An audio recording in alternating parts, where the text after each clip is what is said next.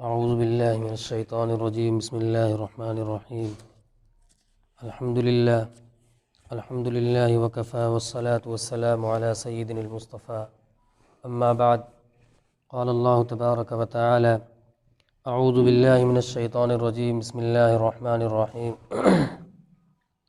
تبت یدا ابی لہب وتب ما اغنى عنہ مالہ وما کسب سیصلی نارا ذات لہب وامرأته حمالة الحطب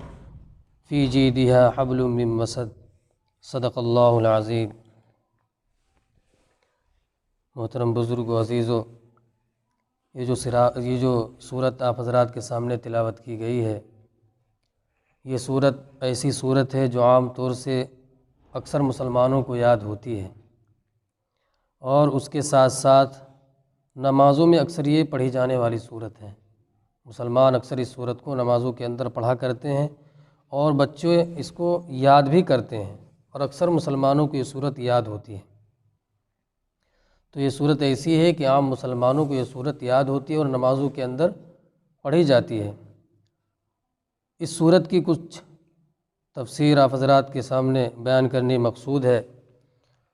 اور تھوڑی سی تشریح اور اس کا شان نزول جو پس منظر ہے وہ آپ حضرات کے سامنے بیان کرنا مقصود ہے۔ سب سے پہلے اس سورت کا ترجمہ بغور سنے، اس سورت کا ترجمہ یہ ہے: تبت یدا ابی لہب وتب، ابو لہب کے دونوں ہاتھ ٹوٹ گئے، ابو لہب کے دونوں ہاتھ ٹوٹ گئے اور وہ ہلاک ہو گیا، نہ اس کا مال کچھ اس کے کام آیا اور نہ اس کی کمائی اس کے کچھ کام آئی۔ سیصلی نارا ذات لہب، وہ بھڑکتی ہوئی آگ میں داخل ہوگا، اس کو بھڑکتی ہوئی آگ میں داخل کیا جائے گا، اور اس کی بیوی کو بھی دہکتی ہوئی بھڑکتی ہوئی آگ میں، شعلے والی آگ میں داخل کیا جائے گا۔ جو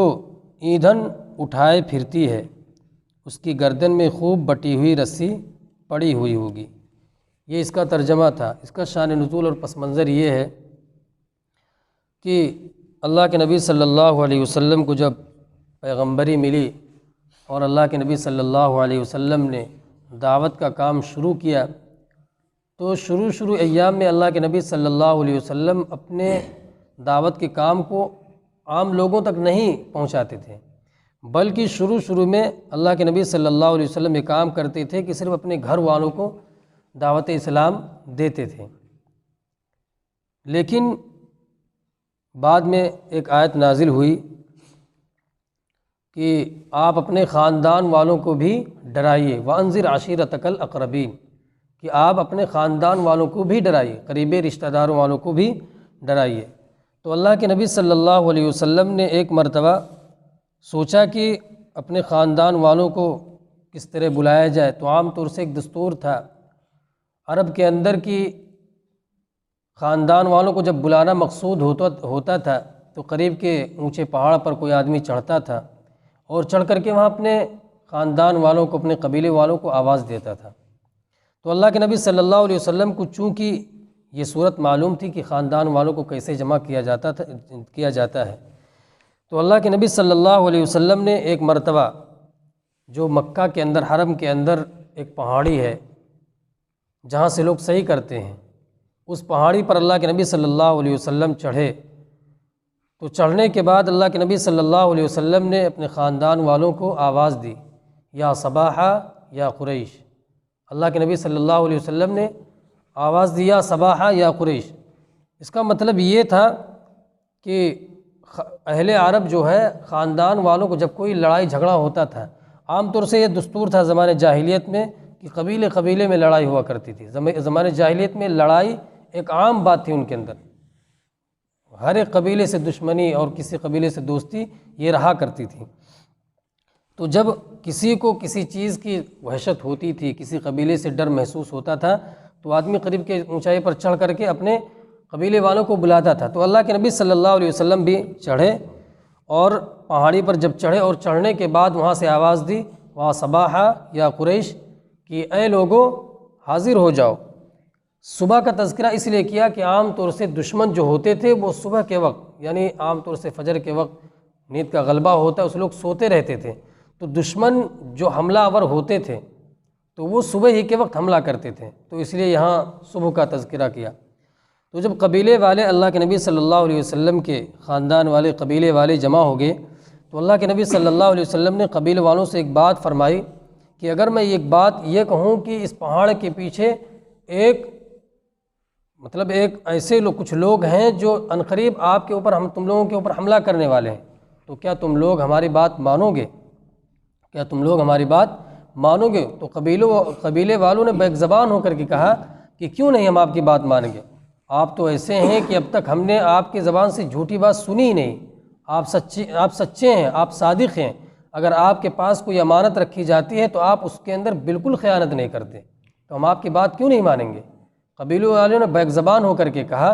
کہ آپ چونکہ اللہ کے نبی صلی اللہ علیہ وسلم 40 سال تک ان کے ساتھ زندگی گزار چکے تھے، 40 سال ان کے ساتھ زندگی گزار چکے تھے، اور وہ حالات سے واقف تھے، اور لوگ بھی ان سے اللہ کے نبی صلی اللہ علیہ وسلم سے واقف تھے۔ اللہ کے نبی صلی اللہ علیہ وسلم ہمیشہ سچ بولتے تھے، اس لیے آپ کو صادق کا لقب دے دیا گیا تھا، آپ کو صادق کہا جاتا تھا، اور آپ صلی اللہ علیہ وسلم امانت دار تھے، امانت میں بالکل خیانت، ان کے پاس اگر کوئی امانت رکھ دیتا تھا تو آپ بالکل اس کے اندر خیانت نہیں ہوتی تھی، تو لوگ ان کو امانت دار بھی کہتے تھے۔ تو اس لیے اللہ کے نبی صلی اللہ علیہ وسلم نے جب ان سے فرمایا کہ اگر میں یہ کہوں کہ اس پہاڑ کے پیچھے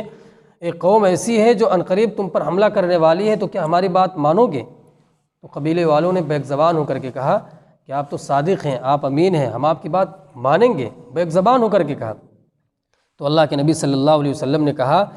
کہ میں اس سے بھی بڑی چیز اور اس سے بھی بڑی خطرے والی چیز میں آپ کو بتاتا ہوں کہ اگر تم اس سے نہیں بچو گے تو بہت بڑا خسارہ ہوگا، بہت بڑا نقصان ہوگا، اور بہت بڑی تباہی مچے گی۔ تو اللہ کے نبی صلی اللہ علیہ وسلم نے وحدانیت کی بات بتلائی کہ اللہ ایک ہے، اگر تم اس کے اوپر ایمان نہیں لاؤ گے اور کفر و شرک نہیں چھوڑو گے تو اللہ تبارک و تعالیٰ تم کو جہنم میں ڈال دے گا۔ تو کچھ لوگ تو اللہ کے نبی صلی اللہ علیہ وسلم کی بات مانے، وہ ایمان بھی لائے، لیکن کچھ لوگوں نے انکار کیا۔ انہی میں سے ایک یہ تھا حضرت محمد مصطفیٰ صلی اللہ علیہ وسلم کا چچا ابو لہب۔ ابو لہب، اس کو ابو لہب اس لیے کہتے ہیں کہ اس کا جو چہرہ تھا وہ سرخ سفید تھا، انتہائی خوبصورت، بہت خوبصورت تھا، اس لیے اس کو ابو لہب سے اس کی کنیت پڑ گئی تھی ابو لہب۔ اس کا اصل نام عبدالعزیٰ تھا۔ قرآن مقدس کو دیکھیے کہ اللہ تبارک و تعالیٰ نے، چونکہ عبدالعزیٰ جو نام تھا وہ مشرکانہ نام ہے، اس لیے اللہ تبارک و تعالیٰ نے قرآن مقدس کے اندر اس کا نام بھی ذکر کرنا پسند نہیں کیا۔ ابو لہب سے اس کا تذکرہ ابو لہب سے کیا کہ سرخ چہرے والا۔ تو اللہ کے نبی صلی اللہ علیہ وسلم کا یہ تو چچا تھا، لیکن حقیقت میں بہت بڑا دشمن تھا۔ اللہ کے نبی صلی اللہ علیہ وسلم کا دشمنی میں انتہا درجے کا یہ پہنچا ہوا دشمن تھا۔ ہر موڑ پر اللہ کے نبی صلی اللہ علیہ وسلم کو ستانا اس کا کام تھا، ہر کام میں رکاوٹ پڑنا اس کا کام تھا۔ تو جب اللہ کے نبی صلی اللہ علیہ وسلم نے لوگوں کو وحدانیت بتلائی، اللہ کے ایک ہونے کو بتلایا اور کفر و شرک سے بچنے کی تلقین کی، تو اس نے کیا کہا؟ اس نے کہا تبا لک یا محمد، کہ اے محمد تم ہلاک و برباد ہو جاؤ۔ بد دعا اس نے دے دی اللہ کے نبی صلی اللہ علیہ وسلم کو، تبا لک یا محمد، اللہ کے نبی صلی اللہ علیہ وسلم کو اس نے بد دعا دی۔ اور پھر روایت میں آتا ہے کہ اس نے پتھر تک اٹھایا مارنے کے لیے اللہ کے نبی صلی اللہ علیہ وسلم کو۔ پھر بات چلتی گئی، اللہ کے نبی صلی اللہ علیہ وسلم جب کہیں نکلتے تھے دعوت کے لیے، دعوت اسلام کے لیے، تو یہ پیچھے لگا رہتا تھا، یہ پیچھے لگا رہتا تھا۔ جس کے پاس آپ جاتے تھے تبلیغ کرنے کے لیے، دین اسلام کو بتلانے کے لیے، تو یہ پیچھے جا کر کے کہتا تھا کہ ان کی بات نہ ماننا، یہاں تک پیچھے پڑا ہوا تھا۔ اور اس کی بیوی تھی ام جمیل، جو ابو سفیان کی بہن تھی، وہ بھی ان کے ساتھ ساتھ ظلم میں بالکل شریک رہتی تھی۔ اللہ کے نبی صلی اللہ علیہ وسلم جب کہیں کسی راستے سے گزرتے تھے اور اس کو پتہ چلتا تھا کہ فلاں راستے سے گزرنے والے ہیں، تو وہ جنگل سے جاتی تھی اور خاردار یعنی کانٹے والی لکڑی لا کر کے راستے میں ڈال دیا کرتی تھی، تاکہ اللہ کے نبی صلی اللہ علیہ وسلم کو پریشانی ہو، پیر میں کانٹا چبھے اور پریشان ہو۔ یہاں تک ظلم میں یہ حد سے بڑھی ہوئی تھی، اور بالکل ظلم میں اپنے شوہر کا بالکل ساتھ دے رہی تھی۔ اس کے بعد اللہ تبارک و تعالیٰ نے یہ صورت نازل فرمائی کہ تبت یدا ابی لہب و تب، کہ اللہ کے نبی صلی اللہ علیہ وسلم کے ہاتھ ہلاک نہ ہو، بلکہ کون ہلاک ہو؟ تبت یدا ابی لہب و تب، کہ ابو لہب کے دونوں ہاتھ کیا ہو جائیں؟ ٹوٹ گئے۔ ابو لہب کے دونوں ہاتھ ٹوٹ گئے۔ یہ جملہ بد دعا ہے، یہ جملہ بد دعا ہے، بد دعا کے طور پر یہ ابو لہب کے لیے کہا گیا۔ پھر آگے جو ہے وہ خبر بتلائی گئی کہ وہ تب، اور وہ ہلاک ہو گیا، اس کے دونوں ہاتھ ٹوٹ گئے۔ اور ہوا بھی ایسے، غزوہ بدر میں ابو لہب شریک نہیں ہوا، اس نے اپنی جگہ پر قبیلے کے کسی آدمی کو بھیج دیا۔ اس کو اندیشہ تھا کہ چونکہ اللہ کے نبی صلی اللہ علیہ وسلم کے ساتھ اللہ کی نصرت شامل حال ہے، تو ہو سکتا ہے کہ بدر کے موقع پر کیا ہو جائے، ہم کو قتل کر دیا جائے۔ تو یہ شریک نہیں ہوا بدر میں، اپنے قبیلے سے کسی آدمی کو بھیج دیا، یہ نہیں گیا۔ اس میں ابو جہل بھی شریک ہوا، اور دیگر جو دشمنان اسلام تھے وہ سب شریک ہوئے، مارے بھی گئے اس کے اندر، اللہ کے نبی صلی اللہ علیہ وسلم کو بھی نقصان پہنچایا۔ لیکن روایات میں آتا ہے، دو روایتیں اس کے بارے میں ہیں کہ بدر کے 7 دن کے بعد یا بدر کے 4 مہینے کے بعد اس کو طاعون کا ایک پھوڑا نکل آیا، بغل میں نکلتا تھا پہلے عرب کے اندر طاعون ایک بہت بڑی بیماری مانی جاتی تھی، بغل میں ایک دانہ نکل آیا۔ تو جب طاعون اس کے بغل میں نکلا تو اس کے گھر والوں نے اس کو اٹھا کر کے باہر ڈال دیا، اس کے پاس نہیں جاتے تھے، دیکھ بھال اس کی نہیں ہوتی تھی کہ کہیں ایسا نہ ہو کہ طاعون جو ہے ہم کو بھی لگ جائے، تو اس کو باہر ڈال دیا۔ کئی بہت مدت تک یہ باہر پڑا رہا، بیمار رہا، کوئی دیکھ بھال اس کی نہیں کرتا تھا، اور اسی حالت میں اس کا انتقال ہو گیا، اسی حالت میں اس کا انتقال ہوا۔ جب اس کا انتقال ہوا تو کئی دنوں تک اس کی لاش بھی ویسے ہی پڑی رہی، بعد میں مزدوروں کے ذریعے گڈھا کھدایا گیا، پھر اس کے بعد اسی میں اس کو دھکا دے دیا گیا۔ وہاں یہ بات ثابت ہوئی کہ تبت یدا ابی لہب و تب، کہ ابو لہب کے دونوں ہاتھ ٹوٹ گئے اور وہ ہلاک ہو گیا۔ اللہ کے نبی صلی اللہ جو یہ بددعا تھی وہ بددعا قبول ہوئی اس کے حق میں کہ وہ برباد ہو گیا، وہ ہلاک ہو گیا۔ ما اغنا عنہ مالہ وما کسب، اس کا مال اور جو کچھ اس نے کمایا اس کے کچھ کام نہیں آیا۔ بہت انتہائی درجے کا مالدار تھا، بال بچے بھی تھے، تو اس کو ایک فخر ہوتا تھا کہ ہم تو مالدار ہیں، ہمارے بال بچے ہیں۔ یہ جو ہے جب اللہ کے نبی صلی اللہ علیہ وسلم تبلیغ کے لیے جاتے تھے تو جب پیچھے پیچھے جاتا تھا اور لوگوں سے کہتا تھا کہ ان کی بات نہ ماننا، یہ ہمارا بھتیجا ہے، ہم اس کی بات نہیں مانتے ہیں، تم بھی اس کی بات نہ ماننا۔ تو گویا اسی میں کسی نے یہ کہا ہوگا کہ اگر مان لیا جائے کہ اللہ کے نبی صلی اللہ علیہ وسلم ہو سکتا ہے سچے ہوں، جو بات کہتے ہوں سچے ہوں، اور کل قیامت کے دن بعد میں میدان محشر میں اللہ کے سامنے حاضر ہونا پڑے تو کیا کرو گے تم، کچھ تو لحاظ کرو۔ تو اس نے اس وقت یہ جملہ کہا تھا کہ دیکھیے ہم تو پہلی بات یہ بات مانتے ہی نہیں کہ یہ سچے ہیں، اگر فی الحال اگر مان بھی لے تھوڑی دیر کے لیے کہ اگر یہ سچے ہیں اور مجھے اللہ کے سامنے حاضر ہونا پڑا تو میرے پاس اتنا مال ہے کہ میں دے کر کے چھٹکارا حاصل کر لوں گا۔ تو وہی یہ آیت نازل ہوئی کہ ما اغنا عنہ مالہ وما کسب، نہ اس کا مال اس کے کچھ کام آیا اور نہ اس کی کمائی اس کے کچھ کام آئی، اس کی کمائی کچھ کام آئی، کچھ کام نہیں آیا، نہ اس کا مال اس کے کام آیا اور نہ اس کی کمائی کچھ کام آئی۔ سیصلی نارا ذات لہب وامرأتہ، وہ عنقریب بھڑکتی ہوئی آگ میں داخل کیا جائے گا، بھڑکتی ہوئی آگ میں داخل ہوگا۔ اس کے 2 مطلب نکالے گئے ہیں، ایک یہ کہ مرنے کے بعد فوراً جب یہ قبر کے اندر داخل ہوگا فوراً اس کے اوپر آگ کا عذاب مسلط کر دیا جائے گا۔ دوسرے یہ کہ جب یہ مرنے کے بعد میدان محشر برپا ہوگی اس کے بعد اس کو دوزخ میں داخل کیا جائے گا، دوزخ میں بھڑکتی ہوئی آگ میں داخل کیا جائے گا، اور اس کے ساتھ ساتھ اس کی عورت جمیل کو بھی اس کے ساتھ دوزخ میں داخل کیا جائے گا۔ حمالۃ الحطب، جو ایندھن یعنی لکڑیاں، خاردار لکڑیاں اٹھاتی پھرتی ہے۔ اس کے بھی مفسرین نے کئی مطلب نکالے اور کئی روایتیں اس کے سلسلے میں ہیں۔ ایک روایت یہ ہے کہ یہ جو بتلایا گیا کہ اللہ کے نبی صلی اللہ علیہ وسلم جو ہے جب راستے سے گزرتے تھے تو خاردار لکڑیاں لا کر کے راستے میں ڈال دیا کرتی تھی۔ دوسری روایت یہ ہے کہ یہ مالدار تو تھی لیکن انتہائی درجے کی کنجوس تھی، انتہائی درجے کی کنجوس تھی، مالداری ہونے کے بعد بھی یہ جنگلوں سے لکڑیاں لاد کر کے لاتی تھی، یہ جنگلوں سے کیا کرتی تھی، لکڑیاں لاد کر کے لاتی تھی، اور ایک رسہ تھا جو اپنے گلے میں باندھ کر کے اس کو لٹکا لیا کرتی تاکہ لکڑیاں گرنے نہ پائے۔ اور روایت میں آتا ہے کہ ایک مرتبہ وہ لکڑیاں لاد کر کے لاتی تھی، ایک جگہ بیٹھی، بیٹھنے کے بعد پھر اسی رسی سے اس کا جو ہے گلا پھنس گیا اور پھر دم گھٹنے کے بعد وہ مر گئی۔ ایک روایت یہ بھی ہے۔ ایک روایت یہ بھی ہے کہ یہ جب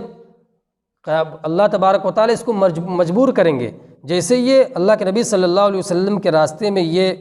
خاردار لکڑیاں ڈالا کرتی تھی کہ اللہ کے نبی صلی اللہ علیہ وسلم کو پریشانی ہو، ظلم میں برابر شریک رہا کرتی تھی اور ظلم میں اس کی مدد کیا کرتی تھی، تو اللہ تبارک و تعالیٰ جہنم میں اس کو مجبور کریں گے کہ یہ لکڑیاں لا کر کے آئیں، زقوم وغیرہ کی لکڑیاں لا کر کے لائیں، اور جس آگ میں وہ جل رہا ہے، ابو لہب جل رہا ہے، اس میں لا کر کے ڈالے تاکہ آگ اور بھڑکے۔ اللہ تبارک و تعالیٰ اس کو کیا کریں گے؟ مجبور کریں گے۔ تو غرض یہ کہ اس کے ساتھ ساتھ، یعنی ابو لہب کے ساتھ ساتھ اس کی بیوی کو بھی دوزخ میں ڈالا جائے گا، جو کیا کرتی تھی؟ لکڑیاں اٹھایا کرتی تھی۔ ایک روایت اور ہے، حمالۃ الحطب کا مطلب عرب کے اندر چغل خوری مراد لیتے ہیں کہ یہ چغل خوری بہت کیا کرتی تھی، مطلب حضور پاک صلی اللہ علیہ وسلم کی اور دیگر جو صحابہ تھے ان کی جا کر کے چغلیاں کیا کرتی تھی۔ ایک مرتبہ تو اس نے ایسا یہاں تک کہہ دیا نعوذ باللہ، اللہ کے نبی صلی اللہ علیہ وسلم چونکہ تہجد میں پابندی کے ساتھ اٹھا کرتے تھے، تہجد کی نماز بڑی پابندی سے پڑھتے تھے۔ ایک مرتبہ آپ صلی اللہ علیہ وسلم بیمار پڑ گئے تو کئی دنوں تک، 2-4 دنوں 5 دنوں تک آپ صلی اللہ علیہ وسلم نہیں اٹھ سکے، تو الیاذ باللہ اس نے یہ کہا کہ جو شیطان ان کے پاس آتا تھا وہ آنا بند کر دیا، اس نے ان کا ساتھ چھوڑ دیا۔ یہاں تک اس نے بات کہی، فی جیدہا حبل من مسد، اس کی گردن میں خوب بٹی ہوئی رسی پڑی ہوگی، اس کی گردن میں خوب بٹی ہوئی رسی پڑی ہوگی۔ مفسرین کہتے ہیں، ایک تفسیر وہی جو ہم نے بیان کیا کہ یہ جنگل سے جا کر کے لکڑیاں لاتی تھی اور لانے کے بعد گردن میں اس کے رسی پڑی ہوا کرتی تھی، اسی سے وہ لکڑیوں کو باندھ لیا کرتی تھی۔ ایک تفسیر مفسرین نے بیان فرمائی۔ دوسری یہ فرمائی کہ دوزخ کے اندر اس کے گلے میں رسی پڑی ہوئی ہوگی، اس کے گلے میں رسی پڑی ہوئی ہوگی۔ اور ایک روایت اور ہے کہ اس کے گلے میں توق پڑی ہوئی ہوگی، اور ایک روایت یہ بھی ہے کہ اس کے گلے میں جو رسی پڑی ہوئی ہوگی وہ تار کی بنی ہوئی رسی پڑی ہوئی ہوگی، اور وہ دہکتی ہوئی ہوگی جو اس کے گلے میں پڑی ہوئی ہوگی۔ ایک بات یہاں اور عرض کرنے مقصود ہے، اور موقع بھی یہ ہے کہ دیکھیں اللہ تبارک و تعالی نے جنت کا بھی تذکرہ کیا، دوزخ کا بھی تذکرہ کیا، ایمان کا بھی تذکرہ کیا، غیر ایمان کا بھی تذکرہ کیا، اور یہ بھی بتلایا کہ جنت میں کون لوگ جائیں گے، دوزخ میں کون لوگ جائیں گے۔ لیکن کسی اللہ کے نبی صلی اللہ علیہ وسلم کے کسی دشمن کا تذکرہ قرآن کے اندر نہیں کیا۔ یہ اللہ تبارک و تعالی نے یہ بات جو ہے قرآن کے اندر صرف ابو لہب کا تذکرہ کیا، فرعون کا تذکرہ کیا، لیکن ابو جہل کا تذکرہ نہیں ملتا ہے، ابو جہل کا تذکرہ نہیں ملتا، اور دیگر جو دشمنان اسلام تھے ان کا تذکرہ نہیں ملتا، انہی کا تذکرہ ملتا ہے۔ کیوں ملتا ہے؟ اس کے اندر نقطہ ہے، نقطہ یہ ہے کہ چونکہ اللہ کے نبی صلی اللہ علیہ وسلم کا بڑا قریبی تھا، اور حق جانتے ہوئے بھی اس نے حق کی مخالفت کی، حق جانتے ہوئے بھی اس نے حق کی مخالفت کی۔ لہٰذا ہمیں بھی چاہیے کہ اگر ہم یہ جانیں کہ یہ بات حق ہے تو حق کا ساتھ دینا چاہیے، ورنہ ایسا نہ ہو کہ اللہ تبارک و تعالیٰ کہیں اس بات پر ہماری پکڑ کر لے۔ یہ بہت بڑی بات ہے کہ رہتی دنیا تک اس کے اوپر لعنت بھیجی جاتی رہے گی، ابو لہب کے اوپر رہتی دنیا تک لعنت بھیجی جاتی رہے گی، لوگ اس کا تذکرہ پڑھیں گے اور اس کے اوپر لعنت بھیجتے رہیں گے، اور قیامت تک اس کا تذکرہ ہوتا رہے گا، اور بدترین الفاظ میں اس کا تذکرہ ہوتا رہے گا۔ تو ہمیں اس بات کا لحاظ کرنا چاہیے کہ جہاں حق ظاہر ہو تو حق کا ساتھ دینا چاہیے، حق کے خلاف نہیں ہونا چاہیے۔ اللہ تبارک و تعالی ان گزارشات کو قبول فرمائے۔